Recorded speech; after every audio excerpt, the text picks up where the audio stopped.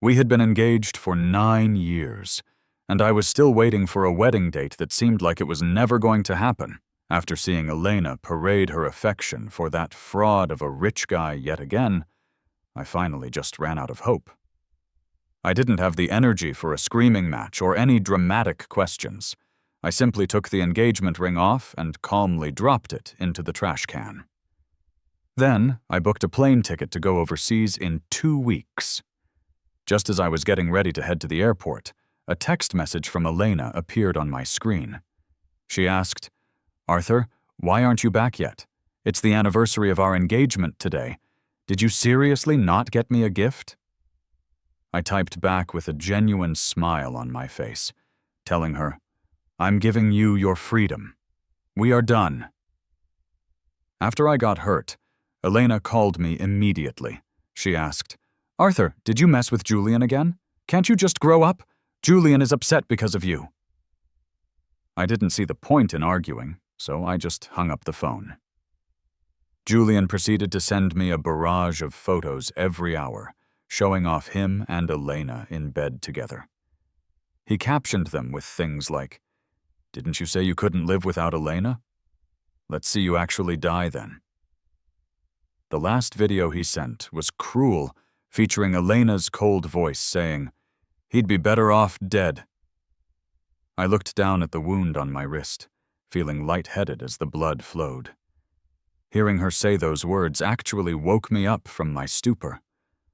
I whispered to our house butler, "Uncle, please call an ambulance for me." From the floor below, I heard my mother's sharp voice cut through the air. "Arthur, what are you up to now? Can't you go a single day without causing some kind of trouble? You are such a disappointment." Just before I blacked out, I heard my dad let out a heavy sigh and say, "Ignore him. He's just faking it for attention again." When I finally woke up, the stinging smell of hospital disinfectant filled my nose. My dad walked into the room with a stern expression. For a second, I was excited and tried to open my dry lips to speak, but I froze when I saw his face. Anger was practically radiating off him.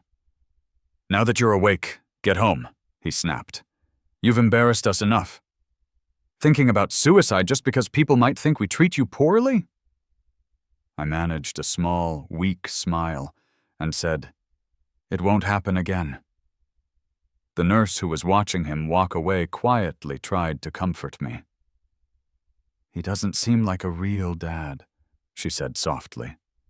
"More like an enemy." Her words hurt, but they were true. I gave her a sincere smile in return.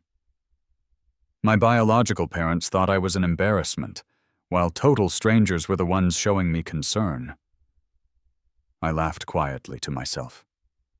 All these years I had spent longing for family and love, and I realized I didn't need it anymore. With bandages wrapped around my wrists, I weakly made my way back home.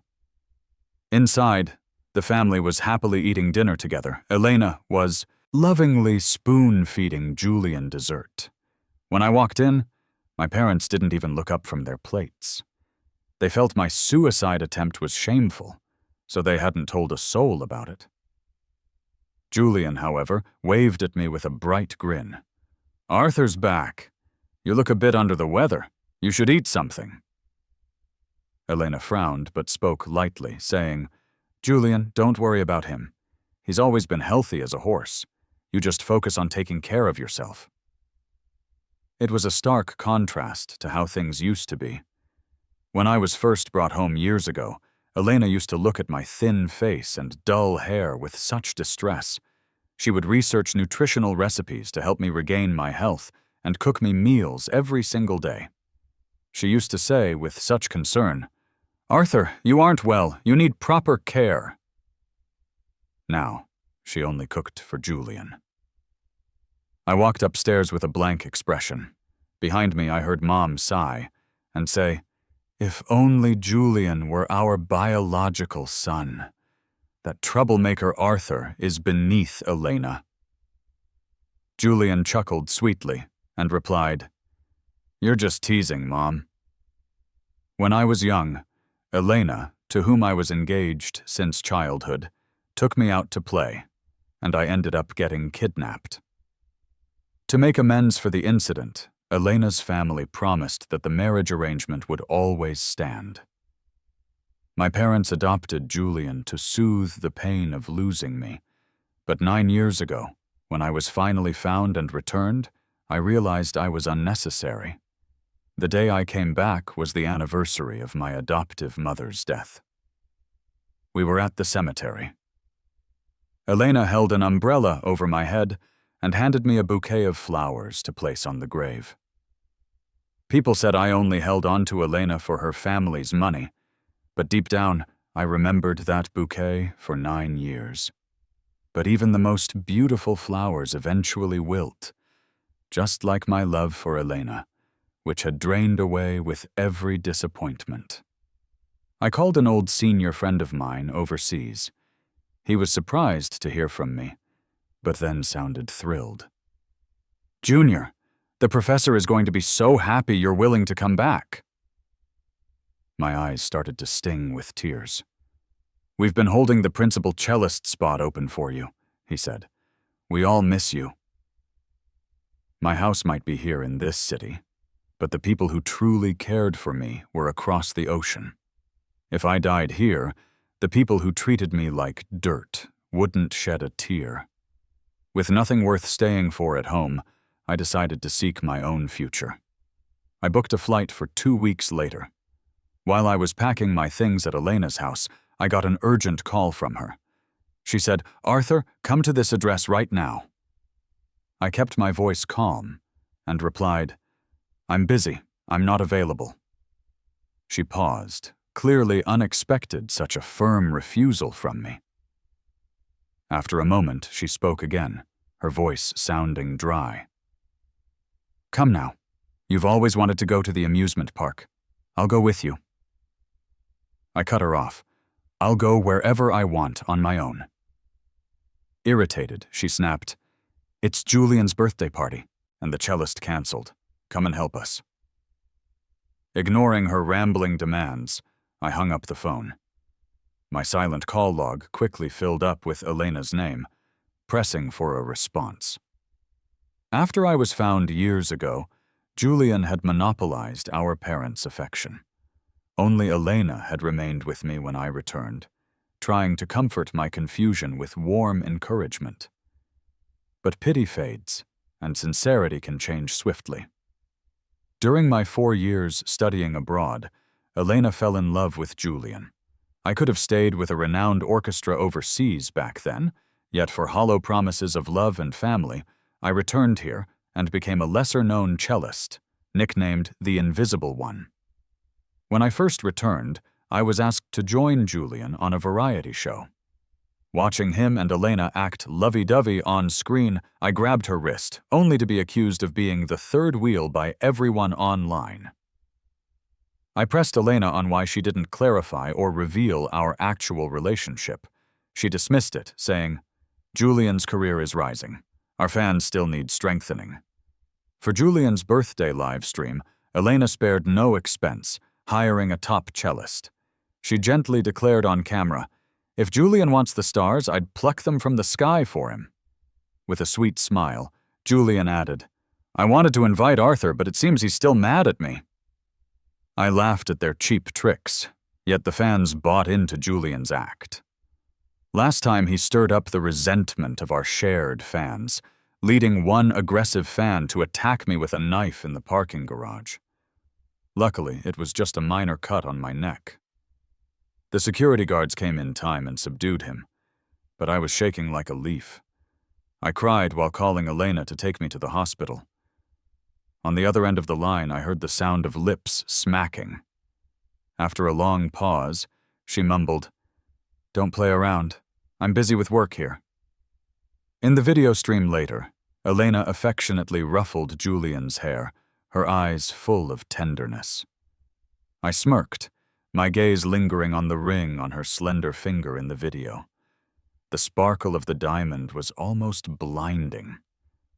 I casually took my own ring off and tossed it into the trash can without a care. The table was piled with birthday gifts Elena had given me over the years, from the necklace she handmade when I first returned home, to the generic perfumes you could find anywhere in the airport duty-free shops. As the love dwindled, so did the thought she put into gifts for me. I had just refused to see it before. I packed all the gifts I once treasured into a garbage bag and exhaled a long breath. When Elena came home in the evening, she nervously handed me a bowl of fish maw porridge. "Arthur, Julian is your brother. My work with him won't affect our engagement." I noticed the deep red kiss mark behind her ear and calmly said, "I know." That year when I mentioned wanting roasted chestnuts, she went out on a snowy winter night to find them. That girl was long gone. I didn't want to think about whether Elena couldn't stand the loneliness, or if it was a moment of fresh excitement when she decided to betray our relationship under the guise of taking care of her brother. There was no hope for us anymore. On Elena's birthday, I had a flight leaving in 3 days. We agreed it would be just the two of us celebrating. But when I came back from studying abroad previously, I found out her birthday was still a two-person affair. Just her and Julian. I was used to making her a bowl of noodles and watching her eat with a smile. Elena hurried downstairs, buttoning her cuff, and said, "I won't have the longevity noodles. I have plans tonight." Her voice cut off when she saw the empty table with just a cup of coffee. Noticing her gaze, I nodded and smiled. "Go ahead. Be busy." Elena hesitated for a moment, then sat at the table. "How about I book a restaurant for tonight?" Before she finished the sentence, her phone screen lit up. I glanced over and saw a selfie of Julian in an apron in the kitchen. "Elena, I'm cooking today," he had sent. Elena took a deep breath. Her pupils constricted for a moment, and she licked her dry lips. "Arthur, the company has a big project tonight. Next year, for sure, we'll celebrate together." I looked her straight in the eyes until she nervously tugged at her earlobe, a small gesture she often made when feeling guilty. I gave a faint smile. As Elena saw my smile, she gradually relaxed. She patted my back, agreed, then left in a hurry. I indifferently ate the sandwich in front of me. Who she spent her birthday with didn't matter anymore.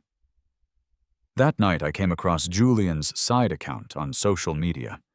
The photo showed Elena making a wish, fireworks exploding outside the window behind her.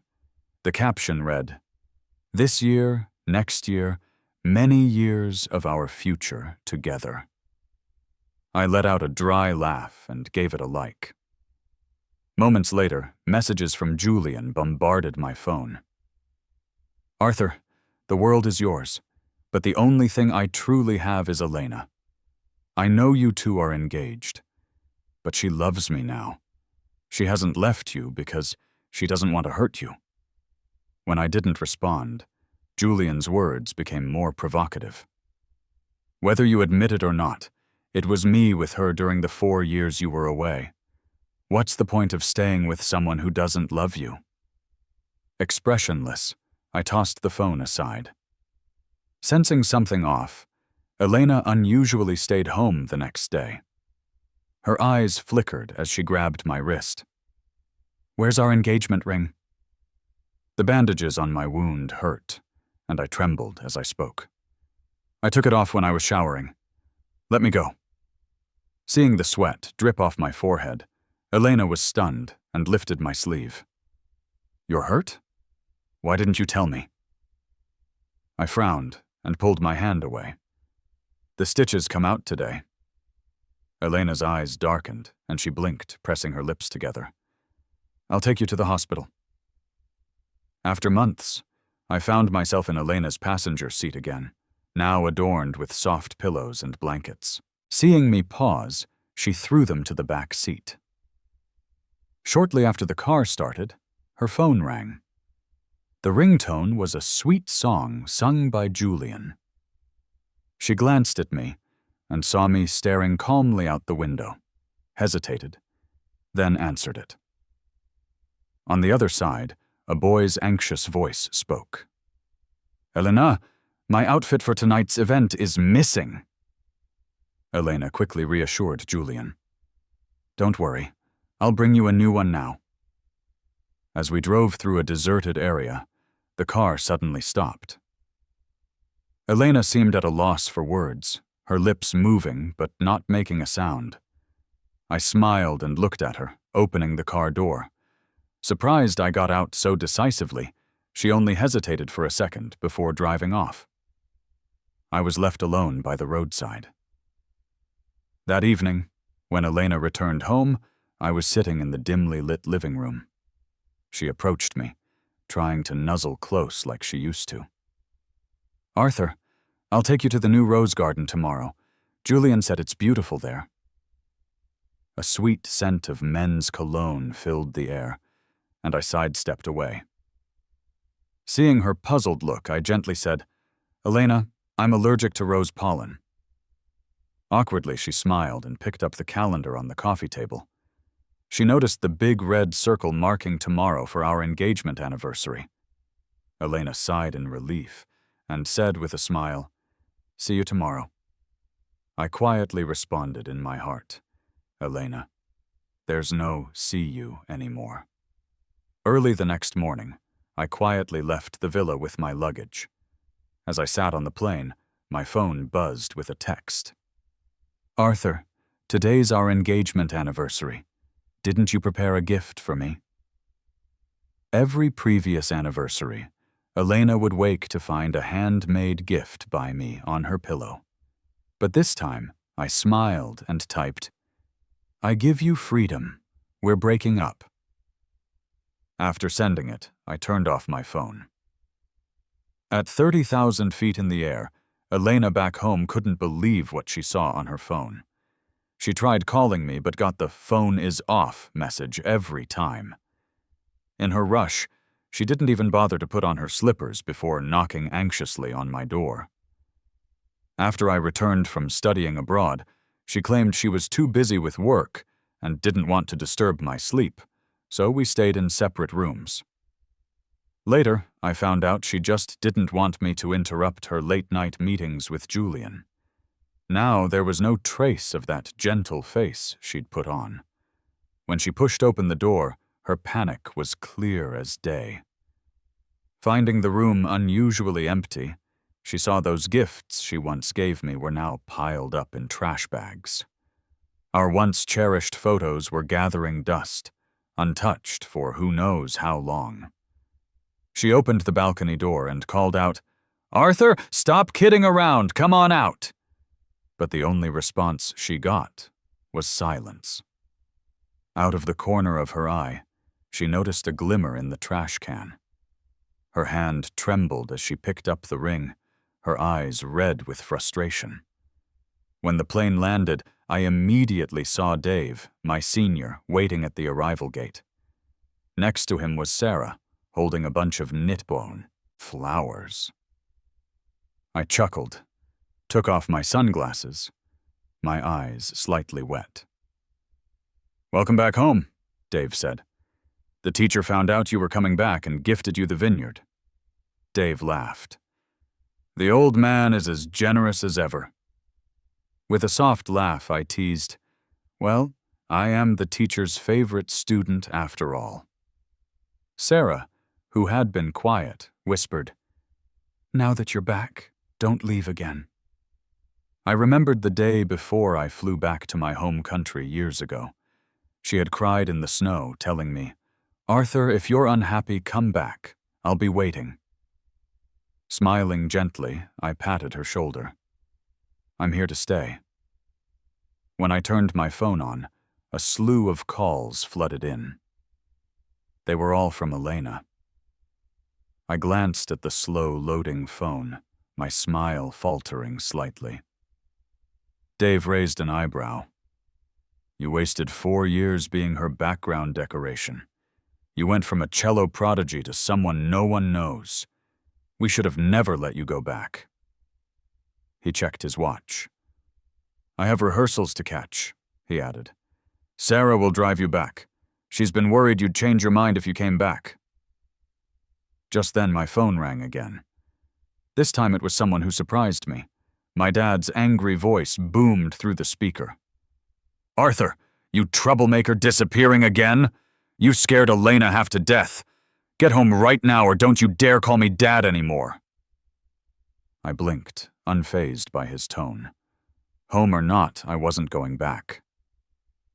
My dad, caught off guard by my calmness, softened his voice, a bit confused. "What do you mean?" Catching Sarah's worried eyes, I gave a reassuring smile. "I mean just that. I hope you, Julian, and Elena are happy together." After hanging up, Sarah sighed. "What kind of life have you been living there?" I chuckled at her concern.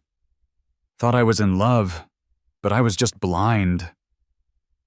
Shaking her head, she asked, "Was Elena that girl waiting downstairs at the teacher's house while you practiced until midnight? We all thought you'd marry her when you went back." I blinked, a bright grin spreading across my face. Lucky I didn't. Turns out the one who traveled so far just to see me was hooking up with someone else. In that moment, Elena's call came through again. I couldn't figure out her persistence. "Elena, what do you want?" I asked, annoyed. Only her breaths were audible on the other end. Just as I was about to hang up, she spoke in a low voice. "Arthur, where have you gone? I'll come get you." I pinched the space between my brows, irritation flaring up. "We've broken up. Don't you understand that? Did you think you hid things with Julian that well, leaving me to watch the sunrise with him, comforting him while I was hurt? Do you expect me to be fooled by gossip?" Each word drove a stake through her heart. Quietly, barely audible, she said, "Arthur, it's you I'll marry." I added mentally, "But your love and mind were elsewhere long ago." That call ended when I blocked her number. Her parting words, "Arthur, I'll make you come back to me," lingered when news of her and Julian appearing on a couple reality show broke. Everyone in the band watched me cautiously. Little gifts kept showing up in my practice room. Amused, I asked Dave about it. He just handed me a bag of homemade cookies from his sister-in-law, looking sympathetic. "They're worried about you." Those scars remained on my wrist, but my heart felt nothing. Every night, Sarah waited for me to finish rehearsals, taking me out for warming midnight snacks. Watching her focus on her laptop as she waited, I felt a profound sense of calm. She was the one truly waiting for me, quietly offering comfort. Elena's game to force me back used her and Julian's TV show as bait, not caring if it would make me suffer. Yet my bandmates, the ones who truly cared, showed their support quietly. Julian posted a picture from a secret account, a woman's bare back with the caption, "She's mine, no one else's." Unbothered, I logged out, wiping down my cello bow. While they were busy with their drama, my mom called. Usually gentle with Julian, she spoke sharp as glass towards me. "Ungrateful son! Where have you been disappearing to? Think this family can't do without you? Bringing you back was a mistake. Our home was peaceful until you returned. Stay away. Julian is better for Elena." I cried over the preference my parents showed Julian.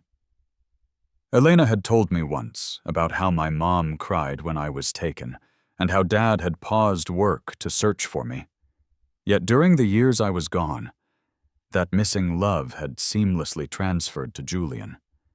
When they found me, I stood awkwardly in their extravagant living room wearing socks with holes.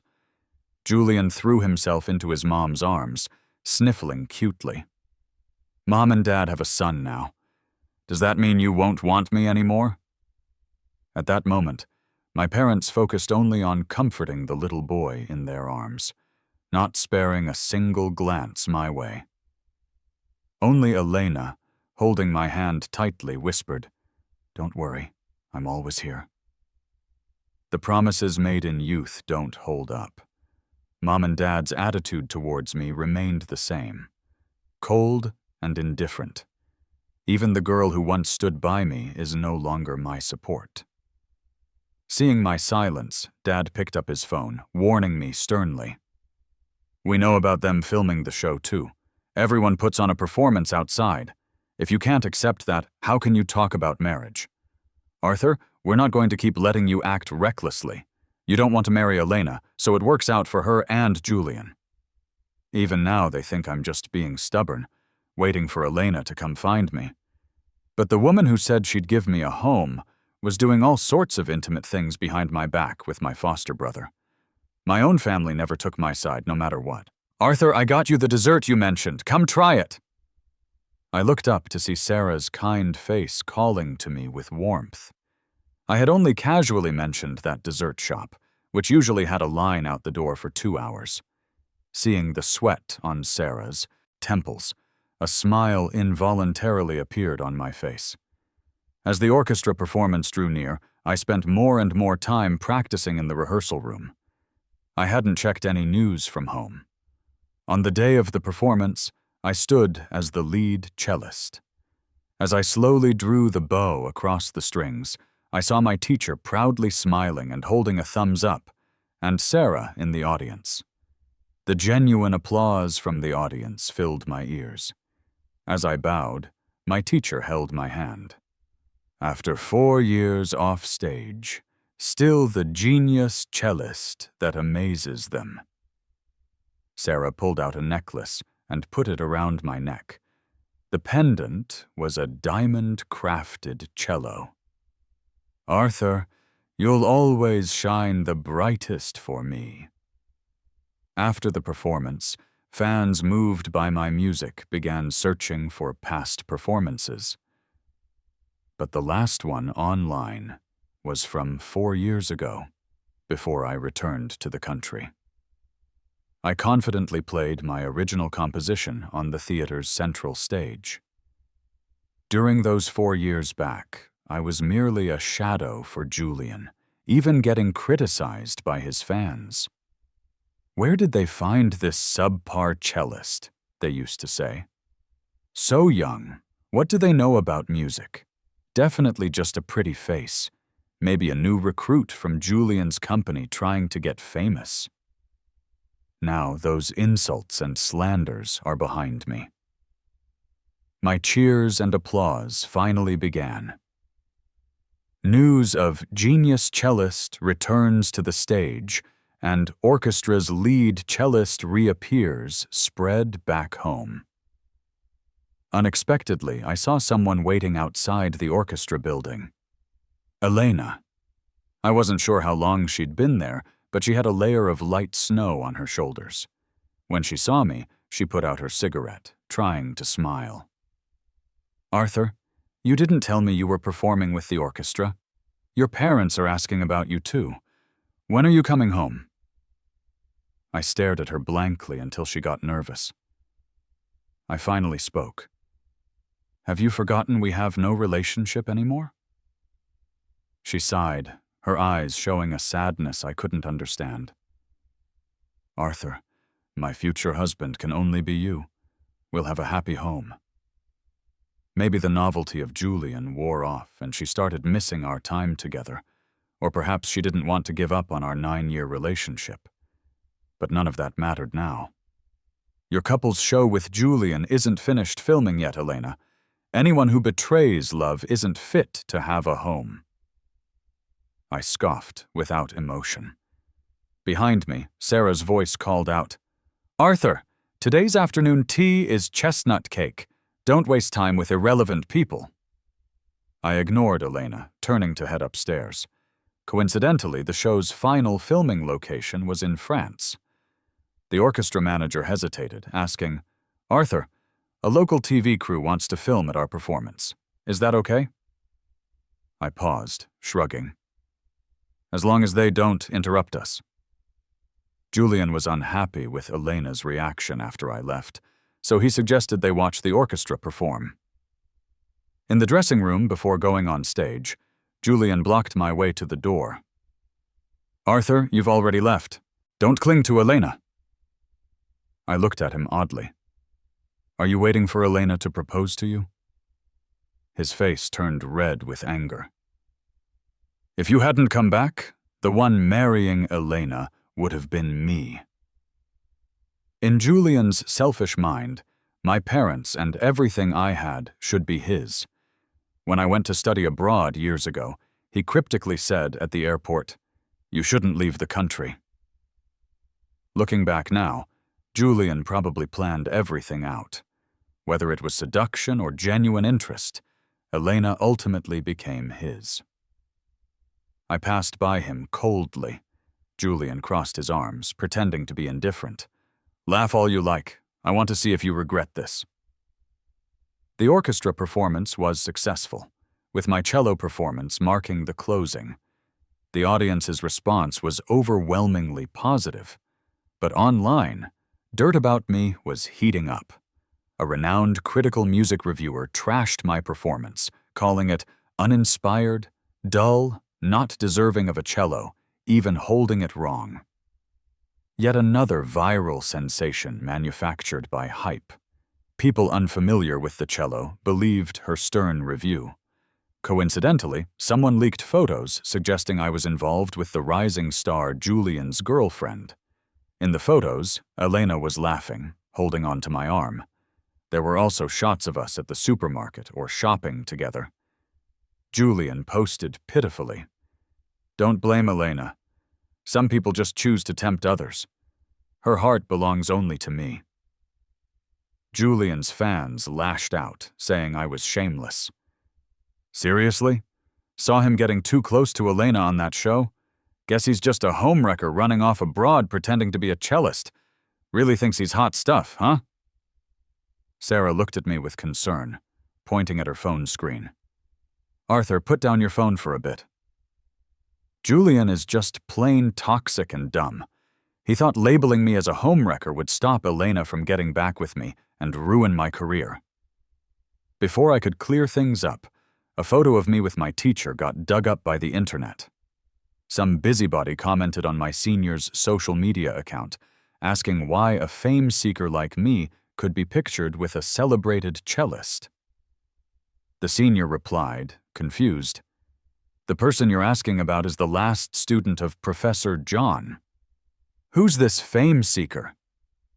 Elena's family company official account quickly posted a statement.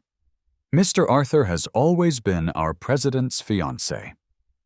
Julian's fake account and mine got exposed as well. I had been documenting my relationship with Elena for 9 years. Went to see the fireworks with Elena today. So beautiful. Gave Elena a birthday gift, a cello piece. She said she'd watch all my performances. My brother broke the bracelet Elena gave me. It hurts. The days studying abroad are dragging on. I can't wait to return to see Elena. Elena stood in the snow for hours just to see me for 5 minutes. The last update was after I came back. Everything changes with time. Julian's posts on Facebook were all taunts. Pictures of Elena, asleep, carefully selected gifts, and the two of them holding hands. Julian's moves backfired like a boomerang. Back in the city, Elena, with anger, questioned his motives. With a cherry-red nose and teary eyes, he said pitifully, "Elena, I just love you too much." But Elena pushed him away, full of disgust. "You said you wouldn't ask for anything in return, and wouldn't bother Arthur. Didn't you post all these provoking photos and words on Facebook yourself?" Tears ran down Julian's face, making him look pitiful. "Arthur has left you, and I just wanted to teach him a lesson for you." Elena coldly sneered. "You wanted to marry me and wreck Arthur's career. Clever plan." With clenched fists and veins popping, she dialed my number. But I'd blocked her long ago. She spoke of missing me while tangled up with Julian, found our 9-year relationship bland, chasing a thrill with my stepbrother. Every single thing led us down separate paths. Arthur, I ended up losing you. I no longer pay attention to the drama back home.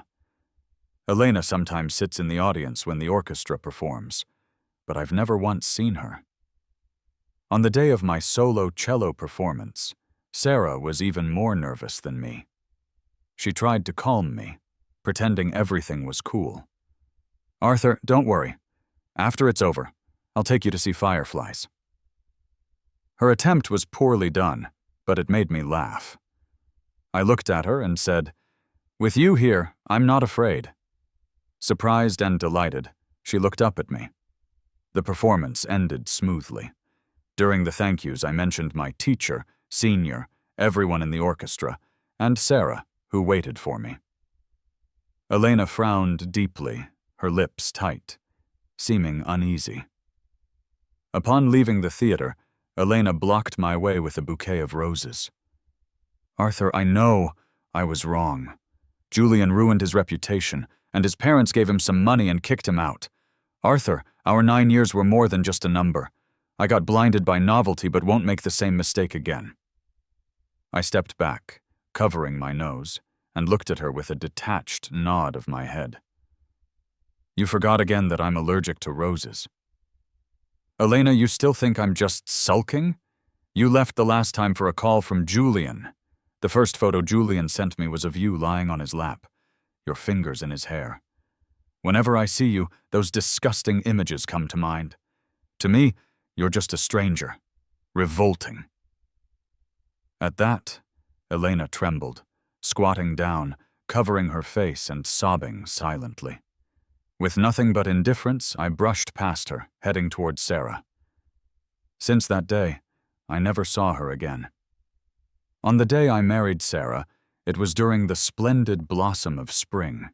We held a wedding on an island in France, just like I dreamt. Unexpectedly, some turned up uninvited. Somehow, people back home found out about my wedding. My parents and Elena awkwardly stood at the chapel gate.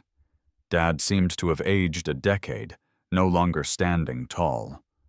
Mom lost her elegance, fine lines etched in her eyes. Sarah carefully glanced at my expression. She put her arm around my shoulder. Should we ask them to leave? I shook my head. No big deal. Just don't let them cause trouble.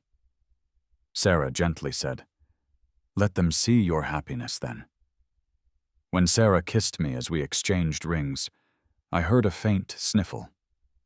My parents left, looking back at each step, but I never called out to stop them, no matter their longing looks. Before leaving, Elena handed me a prettily packaged gift box. Arthur, it was for our wedding, something you wanted. I chuckled, interrupting her. Elena, don't come anymore. I'll just see you as fake. I casually tossed the gift into the trash. I grabbed Sarah's hand and turned away.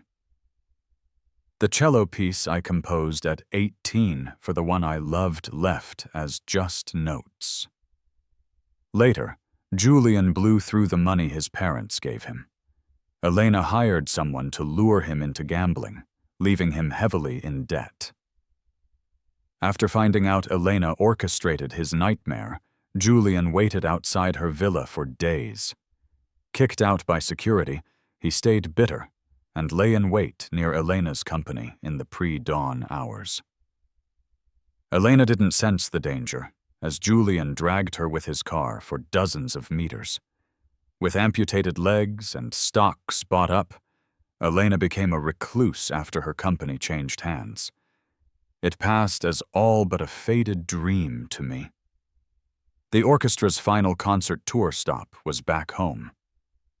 Mia and Sarah came to pick me up, her big round eyes fixated on a spot.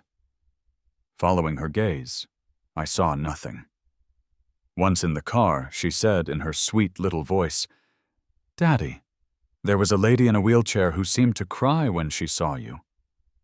I paused, then patted her soft hair and kissed her forehead as she frowned slightly. "It's just a stranger, sweetheart. Nothing to worry about."